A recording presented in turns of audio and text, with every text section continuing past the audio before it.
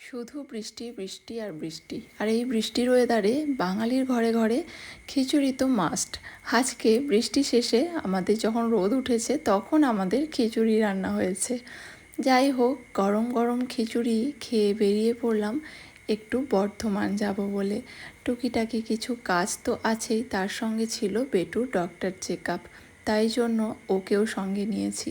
ছেলেটার শরীরটা না খুব খারাপ, হয়তো এই ওয়েদার চেঞ্জেই সবারই এমনটাই হচ্ছে। তোমরা সবাই কিন্তু খুব সাবধানে থেকো।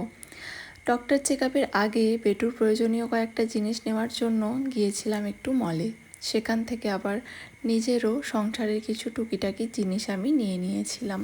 আর জানো তো, বেটু এতটাই বোঝে এই সমস্ত জিনিসগুলো। সাধারণত এই সমস্ত জায়গায় এলে আর পাঁচটা বাচ্চা যখন জেদ করে এটা নেব ওটা নেব বলে, সেখানে আমার বেটু কিন্তু একেবারেই এসব থেকে দূরে। আর ওই যে ক্যামেরাতে তো ওদের বাবার ছেলেকে একেবারেই নেওয়া যাবে না, তাও ওদের চোখের আড়ালে একটুখানি লুকিয়ে ভিডিও আমি করেই নিয়েছিলাম। বলো তো, এটাকে আমি খুব অন্যায় করে ফেললাম?